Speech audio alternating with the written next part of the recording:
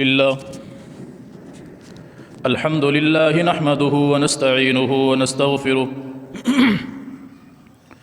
ونؤمن به ونتوكل عليه ونعوذ بالله من شرور أنفسنا ومن سيئات أعمالنا من يهده الله فلا مضل له ومن يضلله فلا هادي له ونشهد أن لا إله إلا الله وحده لا شريك له ونشهد أن محمدًا عبده ورسوله أما بعد فإن خير الحديث كتاب الله وخير الهدي هدي محمد صلى الله عليه وسلم وشر الأمور محدثاتها وكل محدثة بدعة وكل بدعة ضلالة وكل ضلالة في النار يا أيها الذين آمنوا اتقوا الله حق تقاته ولا تموتن إلا وأنتم مسلمون يا أيها الناس اتقوا ربكم الذي خلقكم من نفس واحدة وخلق منها زوجها وبث منهما رجالا كثيرا ونساء واتقوا الله الذي تساءلون به والأرحام إن الله كان عليكم رقيبا يا أيها الذين آمنوا اتقوا الله وقولوا قولا سديدا يصلح لكم أعمالكم ويغفر لكم ذنوبكم ومن يطع الله ورسوله فقد فاز فوزا عظيما أعوذ بالله السميع العليم من الشيطان الرجيم بسم الله الرحمن الرحيم وأنكحوا الأيام منكم والصالحين من عبادكم وإمائكم إن يكونوا فقراء يغنهم الله من فضله والله واسع عليم اللهم صل على محمد وعلى آل محمد كما صليت على إبراهيم وعلى آل إبراهيم إنك حميد مجيد اللهم بارك على محمد وعلى آل محمد كما باركت على إبراهيم وعلى آل إبراهيم إنك حميد مجيد رب اشرح لي صدري ويسر لي أمري واحلل عقدة من لساني يفقه قولي رب زدني علما اللهم انفعنا بما علمتنا وعلمنا ما ينفعنا وزدنا علما سبحانك لا علم لنا إلا ما علمتنا إنك أنت العليم الحكيم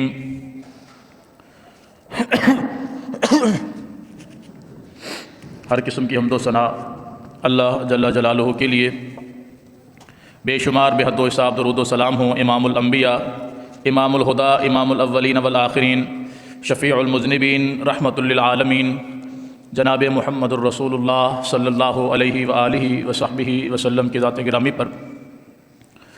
گزشتہ جمعہ میں ہم نے چند ایک باتیں سنی تھیں میاں بیوی کے ایک دوسرے کے اوپر حقوق اور ایک دوسرے کا خیال رکھنے کے حوالے سے۔ آج کی نشست اسی سلسلے کی ایک کڑی ہے کہ میاں بیوی بنتے کب ہیں اور ان کے بننے کے اصول کیا ہیں۔ نبی علیہ الصلوۃ والسلام کی ایک مشہور حدیث ہے، آپ نے فرمایا کہ عورت سے نکاح کیا جاتا ہے 4 چیزوں کی بنیاد پر، یعنی کہیں بھی کوئی بندہ اپنے بیٹے، بھائی یا اپنے کسی بھی عزیز کے لیے رشتہ دیکھنے جاتا ہے، وہ 4 خوبیاں اس آنے والی بہو کے اندر تلاش کرتا ہے، اور فرمایا کہ ان 4 خوبیوں میں سے جس خوبی کو تمہیں پسند کرنا چاہیے اس کی طرف بھی نبی علیہ الصلوۃ والسلام نے اشارہ فرمایا کہ تنکح المرأۃ لأربع، کسی بھی عورت سے نکاح کیا جاتا ہے 4 خوبیاں دیکھ کر۔ نمبر 1 لمالہا، وہ عورت مالدار ہے کہ نہیں، وہ خاندان مالدار ہے کہ نہیں، کس قدر وہ مال اپنے ساتھ لائے گی، کتنا وہ اپنے ساتھ ساز و سامان لے کر آئے گی۔ لمالہا، اس کا مال و متاع دیکھ کر اندازہ لگایا جاتا ہے، رشتے کی تلاش کی جاتی ہے۔ ولجمالہا، اور دوسری چیز دیکھی جاتی ہے کہ مالدار ہونے کے ساتھ ساتھ وہ خوبصورت بھی ہے کہ نہیں، تاکہ گھر میں بہو آئے تو کوئی آ کر دیکھے تو کم از کم اس کی تعریف کرے، کوئی اس کے اوپر انگلی نہ اٹھائے، لجمالہا، اس کی خوبصورتی کو دیکھا جاتا ہے کہ وہ خوبصورت بھی ہے یا نہیں۔ اور تیسری چیز ہے ولی نسبہا، اس کا خاندان کیسا ہے، ذات، برادری، قوم کیسی ہے، ہم سے بڑے خاندان کے لوگ ہیں یا چھوٹے خاندان کے، قوم برادری ہم سے بڑی ہے یا چھوٹی ہے۔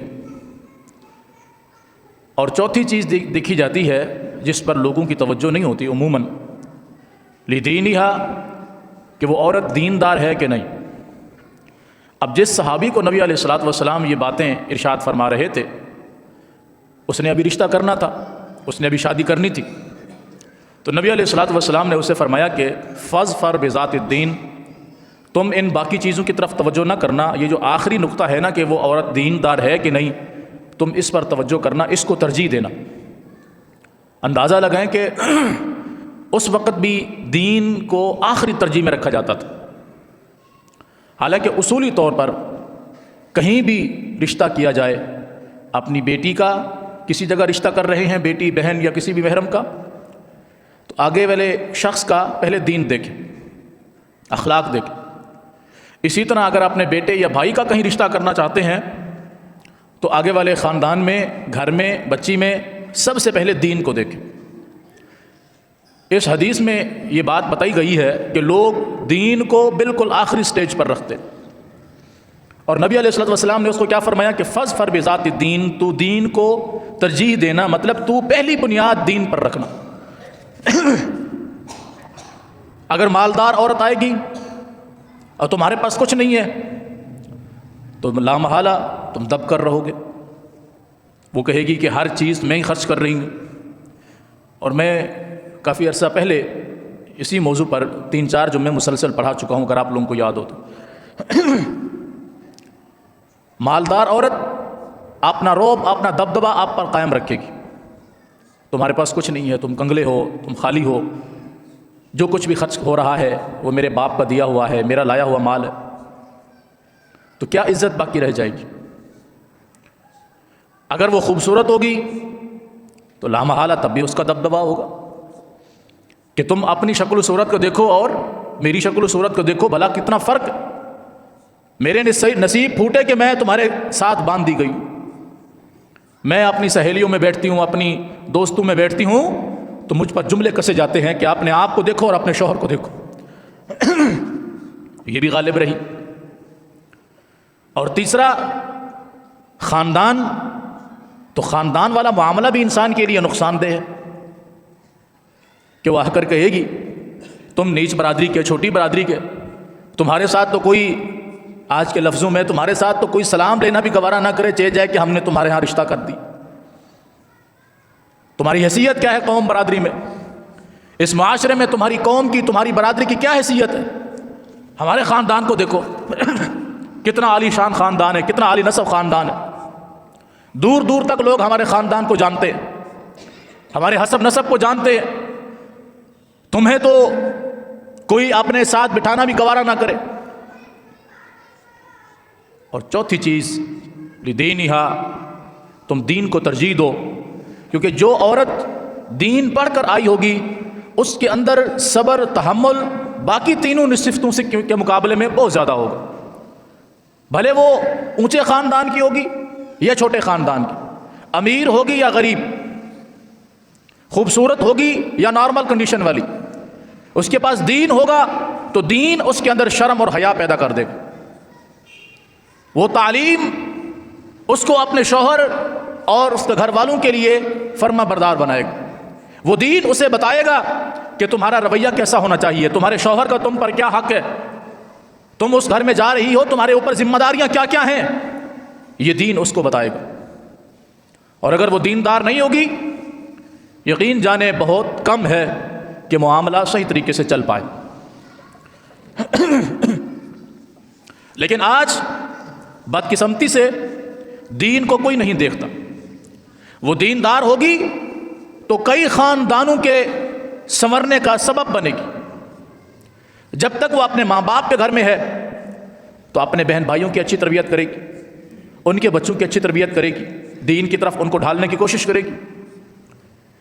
شادی ہو جائے گی تو وہ اپنے سسرال میں جتنے لوگ ہیں اس کی عمر کے یا اس سے چھوٹے یا اس سے بڑے ادب و احترام کے ساتھ ان کے ساتھ پیش آئے گی اور انہیں دین کی طرف راغب کرنے کی کوشش کرے گی، ان کو بد اخلاقی نہیں کرنے دے گی، دین کے ساتھ ان کی بہتر رہنمائی کرے گی۔ اور جب وہ صاحب اولاد ہوگی، اللہ اسے اولاد سے نوازے گا، تو وہ اپنی اولاد کی دین کے مطابق تربیت کرے گی۔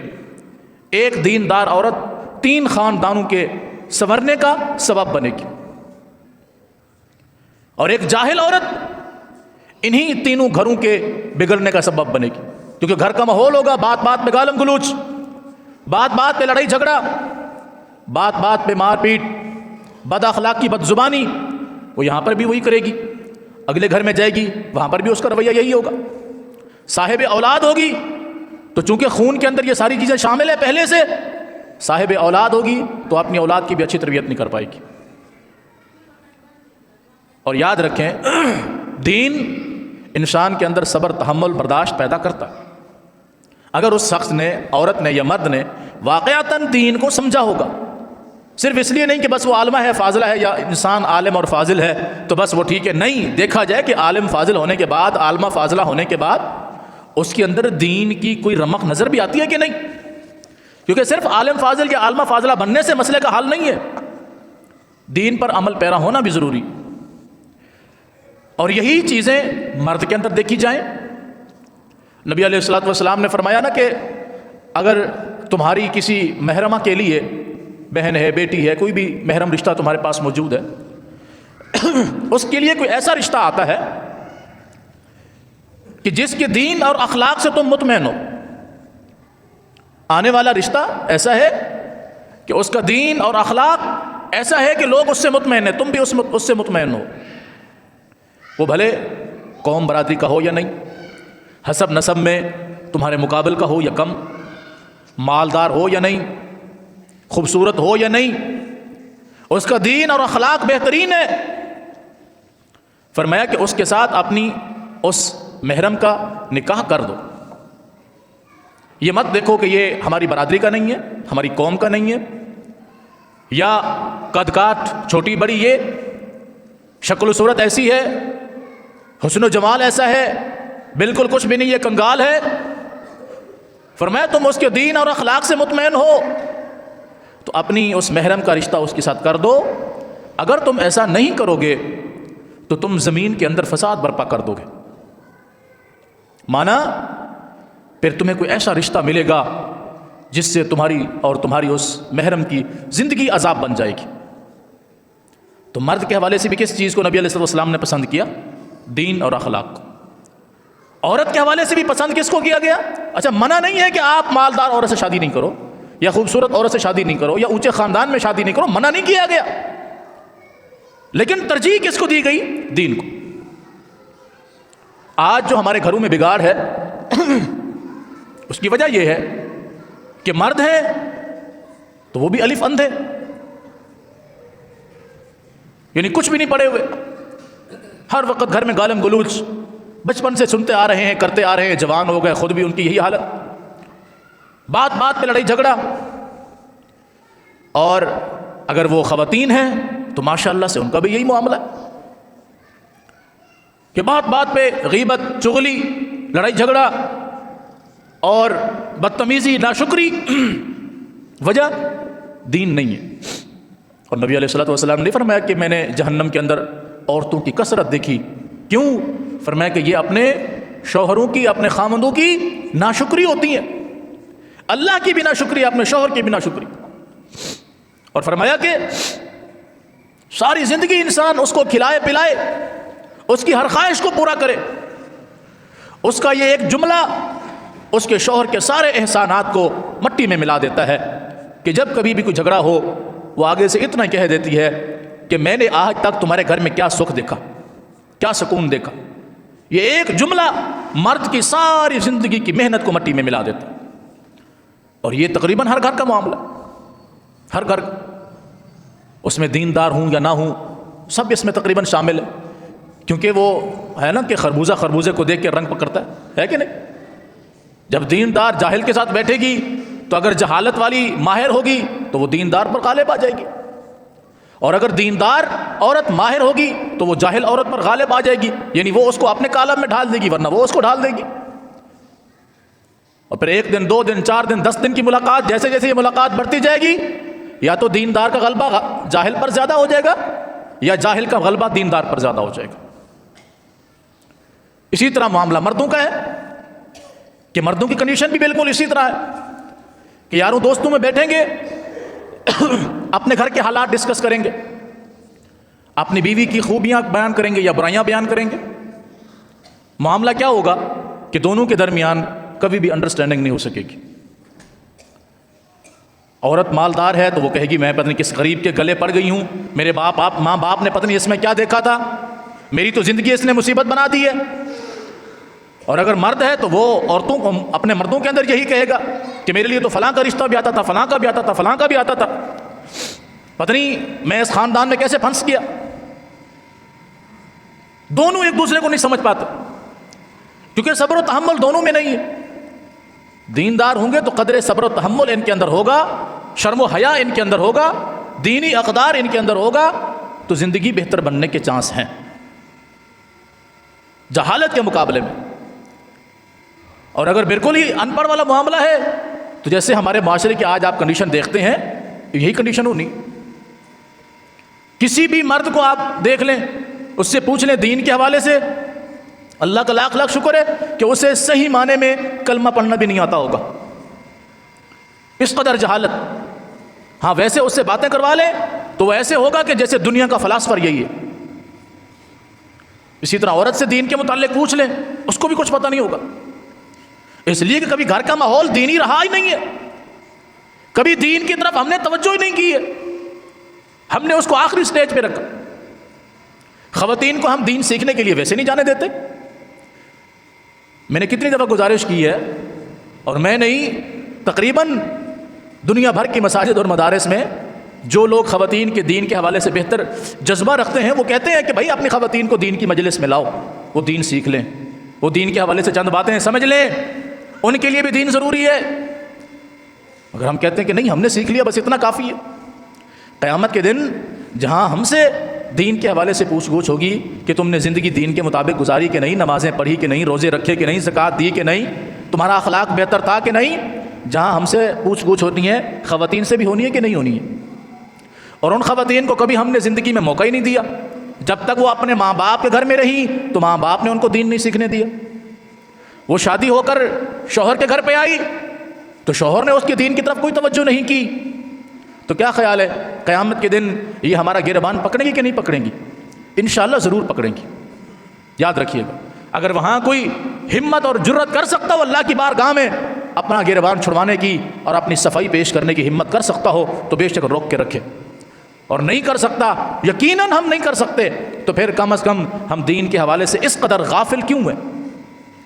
ہماری بیٹی ہے، ہماری بہن ہے، ہماری بیوی ہے، اسے دین کے بارے میں کچھ بھی علم نہیں ہے، اسے طہارت کے مسائل نہیں پتہ، اسے پاکی پلیتی کے مسائل نہیں پتہ، اسے دین کے حوالے سے کچھ بھی معلوم نہیں ہے، نہ اسے قرآن ناظرہ پڑھنا آتا ہے، نہ اس کو زبانی کچھ قرآن یاد ہے، نہ نماز اس کو آتی ہے، نہ اس کو کوئی دعا آتی ہے، کچھ بھی نہیں آتا، وہ بالکل کوری چٹی ان پڑھ جاہل ہے، تو مجھے بتائیں ہم مجرم نہیں ہیں؟ ہمارے یہاں کئی ہماری بہنیں مائیں آتی ہیں بچوں کو دم کرانے کے لیے، یہ ممبر رسول پہ کھڑا ہوں، مجھے اللہ کی عزت کی قسم ہے افسوس ہوتا ہے، رونا آتا ہے کہ ان ماؤں سے بہنوں سے جب میں کہتا ہوں کہ آپ اس پر یہ سورۃ الفاتحہ الحمد شریف پڑھ کر دم کریں، اللہ کی عزت کی قسم وہ کہتی ہیں قاری صاحب ہمیں یہ پڑھنا نہیں آتا، انہیں الحمد شریف سورۃ الفاتحہ یہ بھی پڑھنی نہیں آتی۔ انہیں بتایا جائے کہ اماں، بہن، بیٹی، آپ آخری صورتوں میں سے کوئی صورت، چلو قل هو اللہ احد پڑھ کے دم کر دیا کریں، انہیں پتہ ہی نہیں قل هو اللہ احد ہے کیا شے، پوری صورت بھی پڑھ کے بتا دو تب بھی انہیں پتہ نہیں ہے۔ کیوں؟ کہ ہم نے کبھی دین کی طرف ان کی توجہ ہی نہیں کی ہے، ہم نے کبھی ان پر محنت ہی نہیں کی ہے، کیونکہ ہم بذات خود ان پڑھ جاہل، ہمارے ماں باپ نے ہم پر کوئی محنت نہیں کی، ہم نے اپنے گھر پہ کوئی محنت نہیں کی۔ رب نے بنائی جوڑی، ایک اندھا ایک کوری، ہماری وہ حالت ہے کہ جیسے ہم ان پڑھ جاہل ویسے ہی ہمیں گھر کے رشتے ملے۔ تو دین کیوں ضروری ہے؟ نبی علیہ الصلوۃ والسلام نے کیوں دین کی طرف توجہ دلائی؟ اس صحابی کو کیوں نصیحت فرمائی کہ فاظفر بذات الدین، ان سب چیزوں کو چھوڑ دینا، مال و متاع کو، حسب نسب کو، خوبصورتی کو، سب کو، فاظفر بذات الدین، دین کو ترجیح دینا، اللہ تمہارے ہاتھوں کو خاک آلودہ کر دے گا، مطلب تمہیں کامیابی دنیا میں بھی اور آخرت میں ملے گی دین کی وجہ سے۔ اور عورت مرد کے لیے بھی یہی کہا کہ جس کے دین اور اخلاق سے تم مطمئن ہو، اپنی اس محرم کا رشتہ اس کے ساتھ کر دو، اگر تم ایسا نہیں کرو گے زمین کے اندر فساد برپا ہو جائے گا۔ یعنی پھر تمہیں ایسا کوئی ملے گا رشتہ کہ جو تمہیں دن کے اندر بھی آسمان پہ چمکنے والے سارے ستارے دکھائے گا۔ اور آج دیکھیں کتنے لوگ ایسے ہیں، کتنے لوگ جو اپنے رشتوں کے حوالے سے پریشان ہیں کہ ہم نے فلاں جگہ پر اس وقت تو بہت اچھے تھے، بہت اچھے نظر آتے تھے، ہم نے اپنی بیٹی کا رشتہ اس کے ساتھ کر دیا، قاری صاحب اب ہماری زندگی عذاب ہو گئی۔ وہ کمینہ کچھ کماتا نہیں ہے، وہ کوئی کام کاج نہیں کرتا، اپنے گھر کے اخراجات بھی ہم پورے کرتے ہیں، اپنی بیٹی اور اس کے بچوں کے اور اس کے شوہر کے، اس کے گھر کے اخراجات بھی ہماری ذمہ داری میں شامل۔ کتنے لوگ ایسے موجود ہیں۔ یہاں ہماری مسجد کے نمازی ہیں کچھ، ان کے گھروں کی بھی یہی حالت ہے کہ وہ اپنی بیٹیوں کے حوالے سے پریشان، بہنوں کے حوالے سے پریشان۔ اب کیا کریں، 2 3 3 بچے ہو چکے ہیں، چھچندر کے بچے والی حالت ہو گئی ہے، نہ اگلتے بچتے ہیں نہ نگلتے بچتے۔ اس کو طلاق کرا کے واپس بھی نہیں لا سکتے کہ ہمارے لیے اور مصیبت بن جائے گی، وہاں رکھا ہوا ہے تو اور بھی مصیبت بنی ہوئی ہے۔ کیوں کہ ہم نے اس وقت کس چیز کو مد نظر رکھا؟ اونچے خاندان کا ہے، اونچی برادری کا ہے، حسب نسب میں ہم سے اچھا ہے، کوئی کم از کم ہم کو یہ نہیں بولے گا کہ تم نے اپنی بچی کیسے لوگوں میں دے دی۔ اونچی برادری میں جانی چاہیے، گاڑی ہے، بنگلہ ہے، سب کچھ ہے۔ اور یاد رکھیے اسلام نے جو احکامات بتائے ہیں بڑی حکمتیں اس کے اندر رکھی ہیں۔ آج بدقسمتی سے مرد بھی یہی چاہتا ہے کہ مجھے ایسا رشتہ ملے جو جنت کی حور ہو، بھلے اس کی اپنی شکل سور جیسی کیوں نہ ہو، چاہیے اس کو جنت کی حور ہے۔ نماز یہ نہیں پڑھے گا، روزہ یہ نہیں رکھے گا، قرآن یہ نہیں پڑھے گا، دین یہ نہیں سیکھے گا، لیکن اس کو رشتہ کیا چاہیے؟ جنت کی حور، مال و متاع والی ہو، اتنا جہیز ساتھ لائے، اتنا کچھ اپنے ساتھ لائے۔ اچھا بعض بدبخت ایسے ہوتے ہیں کہ وہ جہیز کا کہتے نہیں ہیں کہ ہمیں جہیز چاہیے، وہ بتا دیتے ہیں کہ دیکھیں ہمیں کچھ نہیں چاہیے، بس ہمیں آپ اپنی بیٹی دے دیں وہ کافی ہے۔ باقی وہ جو ہماری بڑی بہو ہے نا، وہ ماشاءاللہ 3 ٹرک بھر کے لائی ہے۔ اب بتائیں یہ کیا کہنا چاہتا ہے؟ وہ جو ہماری چھوٹی بہو ہے، اس کے خاندان والوں نے تو اس کو گاڑی بھی ساتھ دی ہے، اس کے ماں باپ نے اس کو گاڑی بھی ساتھ دی ہے، بس ہمیں آپ سے کچھ نہیں چاہیے، بس آپ کی بیٹی کا رشتہ چاہیے۔ تو یہ منہ کالا کرنے کے لیے ساتھ میں یہ باتیں کر رہے ہو؟ چاہیے کچھ نہیں ہے، بس وہ ہماری بڑی بہو وہ 2 3 ٹرک بھر کے لائی اور چھوٹی بہو گاڑی ساتھ لائی، ہمیں آپ سے کچھ نہیں چاہیے، بس آپ اپنی بیٹی کا رشتہ دے دیں۔ یہ بتانے کا مقصد کیا ہے؟ کوئی اور ہے اس کا مقصد؟ تو مجھے سمجھا دیں، آپ میں سے کوئی سمجھا دیں۔ ان باتوں کا اس موقع پر ذکر کرنا کیا مقصد رکھتا ہے؟ اور اسی طرح عورت کا معاملہ ہے تو وہ بھی بڑا عجیب ہے۔ اس کی شکل و صورت کیسی ہے کیسی نہیں وہ کہتی ہے وہ بندہ ایسا ہونا چاہیے جو بالکل مالدار، ویل سیٹڈ، ایجوکیٹڈ، فلاں فلاں، اس کے اندر یہ خوبی ہو، یہ خوبی ہو، یہ خوبی ہو، بھلے اس کو خود کو کلمہ بھی صحیح طریقے سے پڑھنا نہ آتا۔ تو یہ ماحول ہمارا کیوں بنا؟ دین سے دوری کی بنا پر۔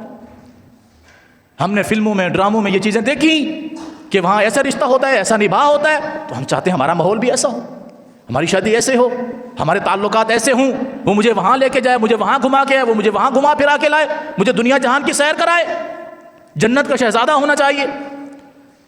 اللہ اکبر کبیرہ۔ اصل وجہ دین سے دوری، اور ہم نے اس کو کبھی اہمیت دی ہی نہیں ہے۔ میں ہر جمعے تقریباً یہ گزارش کرتا ہوں، ہر جمعے، شاذ و نادر کوئی جمعہ چھوڑ دیں تو، ورنہ ہر جمعے میں گزارش کرتا ہوں کہ ہم سب کم از کم 5 وقت کے نمازی بن جائیں۔ کہتا ہوں کہ نہیں کہتا ہوں؟ کتنوں نے عمل کر لیا؟ کوئی کہے کہ ہاں مجھے اللہ کی عزت کی قسم ہے میں گھر میں پڑھتا ہوں، نہیں، کیونکہ ہماری توجہ ہی نہیں ہے، ہمیں ضرورت نہیں ہے اس کی، ہم بخشے بخشائے ہیں، ہمیں دین کی کیا ضرورت ہے؟ اپنے گھر میں جا کر پوچھ لیں انہوں نے پڑھی ہے؟ انہوں نے بھی نہیں پڑھی۔ میں نے آپ کو کئی مرتبہ سنایا ہے کہ میرے کزن تھے، فوت ہو گئے، اللہ غریق رحمت فرمائے، عالم دین تھے. وہ کہتے تھے کہ نماز کی نیت سکھاتے ہوئے کہتے تھے، یعنی تھوڑا سا ایک طنز کرتے تھے ایسے لوگوں پر جو نماز نہیں پڑھتے تھے. وہ کہتے تھے کہ نماز پڑھتا ہوں 2 رکعت پڑھوں گا کھڑی تڑی، نماز پڑھتا ہوں 2 رکعت پڑھوں گا کھڑی تڑی، یعنی کھڑے ہو کر 2 رکعت پڑھوں گا. نماز پڑھتا ہوں 2 رکعت پڑھوں گا کھڑی تڑی، نہ میرے باپ نے پڑھی نہ میری ماں نے پڑھی، مجھ پر کون سی مصیبت پڑی؟ نہ میری ماں نے پڑھی نہ میرے باپ نے پڑھی. یعنی میرا ماں باپ بھی کبھی نماز کی طرف نہیں جاتا تو میں کیا کرنے جاؤں گا؟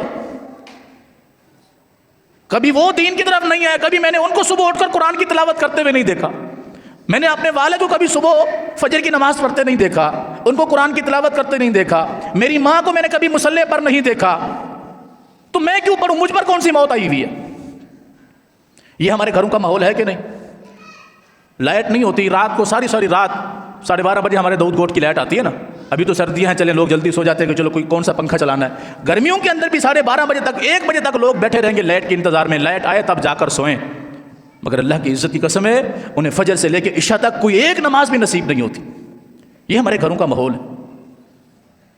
بچوں کو دیکھیں گے نمون متھا جی میں جن پہاڑوں لتھا، وہ کنڈیشن ہوگی. کبھی ہم نے اپنے بچے کو وضو کا نہیں کہا، کبھی اس کو طہارت کا نہیں کہا. وہ گلی میں کھڑے ہو کے پیشاب کر رہا ہے، پرواہ نہیں ہے. بغیر استنجے کے گھوم رہا ہے، پرواہ نہیں ہے. بچیاں ہیں، انہوں نے استنجا کیا ہے نہیں کیا ہے، کس حالت میں ہے کس حالت میں نہیں ہے، کوئی پرواہ نہیں ہے. گھروں کا ہمارا ماحول یہ ہے. اور ہماری اپنی کنڈیشن یہ ہے کہ ہم راہ چلتے پیشاب آ گیا تو واش روم کی بجائے ہم دیوار کی نکر لے لیتے ہیں اور وہیں پیشاب کر کے نعرہ باندھ کے چل بھئی دے مار 4:30. ہم بھی ناپاکی کی حالت میں، گھر کے افراد بھی ناپاکی کی حالت میں.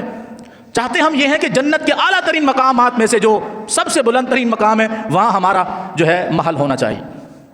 موت ہمیں مدینے میں آنی چاہیے، موت ہمیں مدینے میں آنی چاہیے، جنت میں اعلیٰ مقام ہونا چاہیے. حالت یہ ہے کہ محلے کی مسجد میں ہمیں 2 رکعت نفل ادا کرنے کی بھی گنجائش نہیں ہے. گھر کا ماحول بھی ایسا ہو کہ جب ہم جائیں تو پھول برس رہے ہوں، ہم جائیں تو ہمارا ویلکم ایسے کیا جائے جیسے کوئی شہزادہ آیا ہوا ہو. اور حالت یہ ہے کہ نہ گھر کا کوئی فرد نماز پڑھتا ہے نہ میں پڑھتا ہوں. کیا خیال ہے؟ دین کا ماحول ایسے بنتا ہے؟ گھروں کے حالات ایسے سدھرتے ہیں؟ نہیں، کبھی بھی نہیں. نبی علیہ الصلوۃ والسلام نے جو چیزیں رشتوں کو نبھانے کے حوالے سے بتائی ہیں، اگر ان کو ہم فالو کریں گے تو ہمارے گھر کا ماحول بہتر بنے گا. کہ عورت کے حوالے سے بھی دین کو ترجیح دی جائے، مرد کے حوالے سے بھی دین کو ترجیح دی جائے. اچھا، دین کو ترجیح دی کیسے جائے گی جب ہم نے دین سیکھا ہی نہیں ہوگا؟ مثال کے طور پر میرے بیٹے کے لیے کوئی رشتہ آتا ہے اور میرے بیٹے نے آج تک کو قاعدہ بھی نہ پڑھا ہو، قرآن کا ایک حرف بھی نہ پڑھا ہو، بڑا ہو جائے، جوان ہو جائے، تو کوئی میرے پاس دین کے حوالے سے کیوں کر آئے گا؟ کوئی ایک وجہ بتا دو. دین اور اخلاق اس میں کیسے آئے گا جب میں اس کو سکھاؤں گا ہی نہیں؟ اور یہی حال آپ میں سے تقریباً لوگوں کی ہے. میں ایک مثال دینے کے لیے سمجھا رہا ہوں. ویسے ہم میں سے ہر بندے کو اپنے گریبان میں جھانکنا بھی چاہیے کہ ہمارے گھروں کے جو حالات ہیں، ماحول ہے، کس وجہ سے بگڑا ہوا ہے. بات بات پہ گالم گلوچ، بات بات پہ چیخنا چلانا، اس طرح کا ماحول. اور ماشاءاللہ ہمارے داؤد گوڑ کا ماحول تو اس قدر بہترین ہے کہ ہم کسی کو گالی بھی دیتے ہیں نا، گالی بھی، تو اللہ کا شکر ہے ہم ماں اور بہن سے شروع کرتے ہیں. اس کے بغیر ہماری زبان ہی نہیں چلتی. ماں کی گالی سے ابتدا کرتے ہیں، وہ چھوٹے ہوں یا بڑے. رات مجھے میرا بیٹا بتا رہا تھا، یقین جانے میں نے اس کو ڈانٹا ہے اس بات پہ. تقریباً عشاء کے بعد اوپر چلا گیا میں تو یہ بار بچوں کے ساتھ کھیل رہا تھا. یہ قرآن میرے ہاتھ میں، اگر میں جھوٹ بولوں مجھ پر اللہ کی لعنت. وہ میرے پاس آیا، کہتا ہے اچھا میرے گھر میں سارے بیٹھے ہوئے تھے، بیٹیاں گھر والے بیٹھے ہوئے تھے. وہ کہہ رہے ابو وہ 2 لڑکے ہیں نا فلاں، وہ ہمارے پاس پڑھنے بھی آتے ہیں. میں نے کہا ہاں. وہ ایک دوسرے کو گالیاں دے رہے تھے، پھر وہ گالیاں اپنے منہ سے کہنے لگا، یہ وہ گالیاں دے رہے تھے. یقین جانے میں نے اس وقت اس کو زبان بند کی اور اس کو ڈانٹا کہ تمہاری منہ سے یہ لفظ کیسے نکل رہا ہے، کیوں نکل رہا ہے، وہ کیوں نکلا؟ چھوٹے چھوٹے اس کی عمر کے بچے ایسی خلیص ترین گالی کہ نہ میں بیان کر سکتا ہوں نہ آپ سن سکتے ہیں. یہ کہاں سے سیکھا؟ چلو یہ تو میرے بیٹے نے مجھے بتایا. کیا آپ کو نہیں پتا ہمارے گھر کا حالات ماحول کیسے ہیں؟ یعنی ہم اپنے محلے میں رہتے ہیں، ہمیں پتہ نہیں کہ میرا بیٹا ہے، میری بیٹی ہے، وہ باہر کن کے لوگوں کے ساتھ اٹھ بیٹھ رہے ہیں، کن کے ساتھ ان کا وہ کھیل رہے ہیں، ٹائم ان کا کہاں گزر رہا ہے، کیسے گزر رہا ہے، ہمیں معلوم نہیں ہے. ہر بندہ جانتا ہے. بس یہ ہے کہ اللہ کا شکر ہے منہ کو ملا ہوا ہے. چہرہ کبھی ایک دوسرے کو دیکھنا ہو تو میں اس کے چہرے میں دیکھ لیتا ہوں، میرے چہرے میں دیکھ لیتا ہے، بس تقریباً ایک جیسا ماحول ہوتا ہے. کیوں؟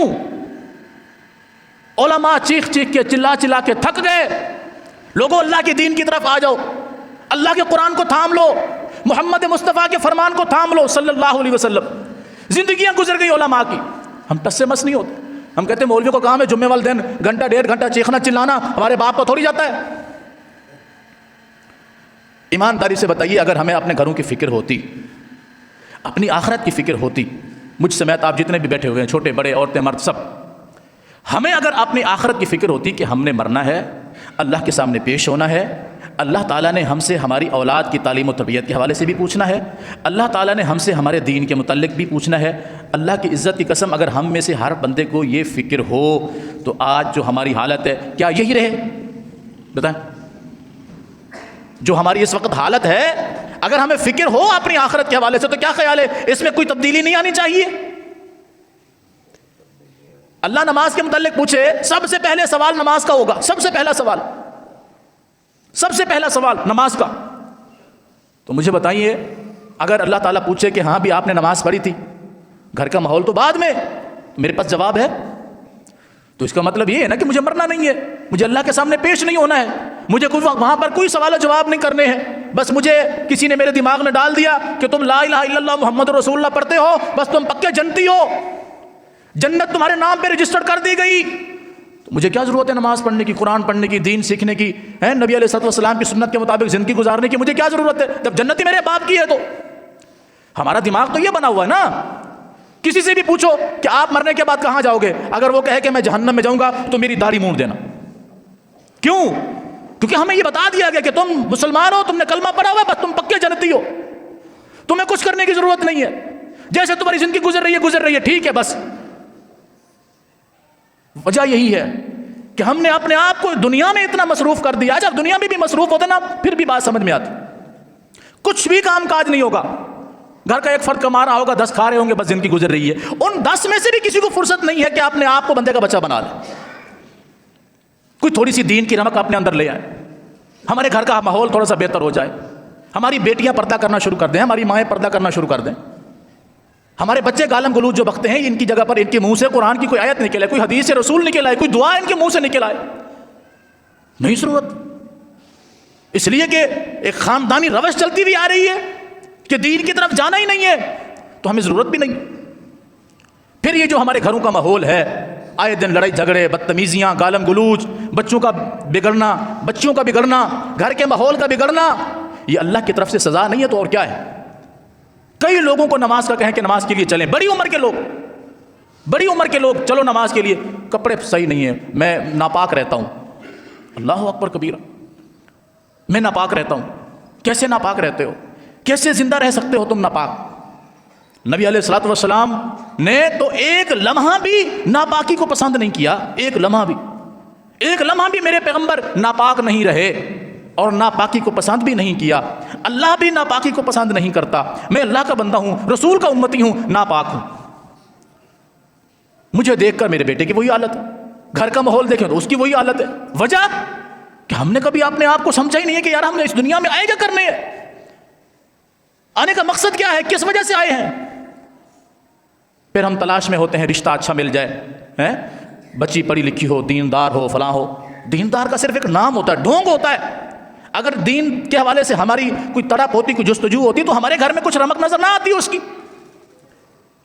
بچیاں جوان ہیں، اس کے لیے کوئی اچھا سا رشتہ آپ ڈھونڈ کے دے دیں، کوئی مطلب پڑھے لکھے لوگ ہوں، سمجھدار لوگ ہوں، او بھائی وہ سمجھدار تب ملیں گے، تم اپنے گھر کی خبر تو لو۔ میرے گھر کا ماحول مجھے بتا رہا ہے کہ میں کس کنڈیشن میں ہوں، تو میں کہہ رہا ہوں کہ مجھے کوئی ایسا رشتہ مل جائے جس سے میری بیٹی کا گھر جنت بن جائے، میری بیٹی کا گھر جنت بن جائے، میں بھلے خود جہنم کے گڑھے میں رہ رہا ہوں، مجھے پرواہ نہیں۔ اس سے بڑا افسوس کیا ہوتا ہے؟ اللہ کے لیے اللہ کے رسول صلی اللہ علیہ وسلم نے جتنی چیزیں ہمیں بتائی ہیں انہیں سیکھنے کی ضرورت ہے، سمجھنے کی ضرورت ہے، ورنہ مولوی تو بیچارہ ہر جمعے آدھا پونا گھنٹہ جو ہے وہ کہہ کے اپنے گلے کو خراب کر کے نماز پڑھا کے چلا جائے گا، اور اللہ کا شکر ہے ہم بھی جو سنتے ہیں جب مسجد سے باہر نکلتے ہیں تو یوں پلو جھاڑ دیتے ہیں کہ جو سنا تھا مئی مسجد تیرے حوالے، اگلے جمعے موقع ملا تو پھر آ جائیں گے، پھر کچھ نہ کچھ سن لیں گے، پھر جیسے مسجد سے باہر نکلیں گے وہ مسجد کے حوالے کر کے چلے جائیں گے۔ کیا اس سے ہماری زندگی بہتر ہو جائے گی؟ گھر کے حالات بہتر ہو جائیں گے؟ معاملات زندگی کے اندر کوئی سدھار آئے گا؟ کبھی بھی نہیں آئے گا۔ اللہ مجھے بھی ہدایت دے، آپ کو بھی ہدایت دے، ہم سب کو ہدایت دے کیا خیال ہے؟ آج کے بعد کچھ بہتری اپنے اندر محسوس کریں گے کہ نہیں؟ انشاءاللہ کی آواز نہیں آ رہی یا چاہتے ہی نہیں ہے؟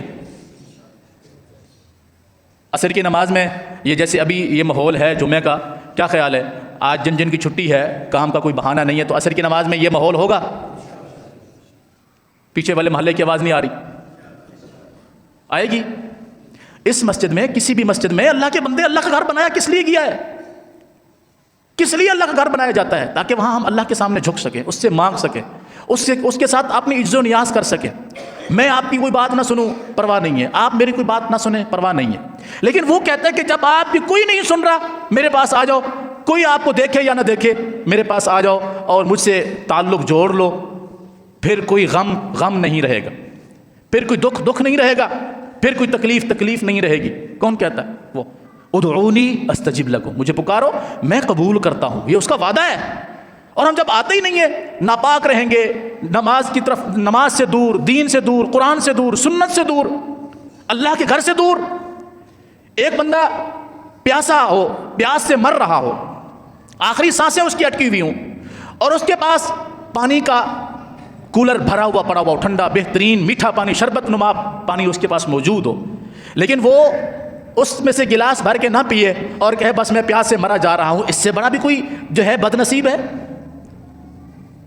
اور اللہ کے گھر یہ اللہ کی رحمت کے کنویں ہیں، اللہ کے گھر یہ مساجد جنت کے باغات میں سے باغ ہے۔ مجھے بھوک بھی لگی ہوئی ہو، پیاس بھی لگی ہوئی ہو، مانا میں روحانی طور پر بھی بیمار ہوں، جسمانی طور پر بھی بیمار ہوں، اور میرے لیے جنت کے باغ موجود ہوں، اور میں اس میں سے کچھ بھی کھا کر اپنی صحت کو، اپنے ایمان کو بہتر نہ کر سکوں، مجھ سے بڑا کوئی بد نصیب ہے؟ 5 وقت میں 10 مرتبہ مؤذن بلائے، آؤ اللہ کے لیے، آؤ نماز کے لیے، آؤ کامیابی کے لیے۔ آج ہم سب پریشان ہیں، میرے سمیت ہر بندہ پریشان ہے، مال کے حوالے سے، اولاد کے حوالے سے، کاروبار کے حوالے سے، گھر کی ٹینشن کے حوالے سے، کسی بیماری کے حوالے سے، ہم سب پریشان ہیں کہ نہیں؟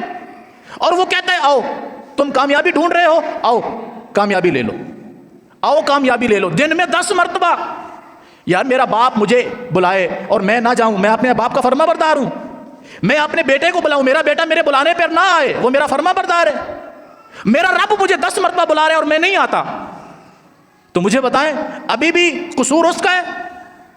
وہ 10 مرتبہ بلا رہا ہے، آؤ کیا چاہیے، آؤ لے لو مجھ سے۔ رات کے آخری پہر وہ آسمان دنیا پر نزول فرماتا ہے اور آواز دی جاتی ہے کوئی مال مانگنے والا اس کو دیا جائے، ہے کوئی بخشش مانگنے والا اس کو دیا جائے، ہے کوئی رحمت مانگنے والا اس کو دیا جائے۔ فرشتے آواز لگاتے ہیں اللہ کی طرف سے، اور اس وقت ہم سو رہے ہوتے ہیں، ہم خواب خرگوشاں کے اندر ہوتے ہیں، کیونکہ ساری رات ہماری گپ شپ چلتی ہے، رات کے پچھلے پہر ہم جا کر سوتے ہیں، پھر فجر بھی گئی، ظہر بھی گئی۔ جب ہمارے گھروں کا یہ ماحول ہوگا تو کبھی بھی ہمارے گھر میں رحمت نہیں آ سکتی، کبھی بھی ہمارے گھر کے حالات بہتر نہیں ہو سکتے۔ اللہ مجھے بھی، آپ کو بھی، ہم سب کو ہدایت دے، سمجھ عطا فرمائے۔ انشاءاللہ میں امید کرتا ہوں کہ میرے بھائی جتنے آج موجود ہیں، جنہوں نے یہ آخری جملے سن لیے ہیں، امید ہے کہ جس بھی مسجد کے قریب رہتے ہیں، امید ہے کہ اس مسجد میں نمازوں کے لیے پہنچا کریں گے۔ کیا خیال ہے؟ انشاءاللہ اللہ ہمارے گھروں کو نمازی بنا دے، ہمارے بچوں کو نمازی بنا دے، ہمیں نمازی بنا دے، ہماری بیٹیوں کو، بہوؤں کو، گھر کے سب افراد کو اللہ نمازی بنا دے، ہمیں مسلمان بنا دے، ہمیں ایسا بنا دے کہ ہم اس کو پسند آ جائیں اور وہ ہم سے راضی ہو جائے۔ اقول قولی ھذا واستغفر اللہ لی ولکم ولسائر المسلمین۔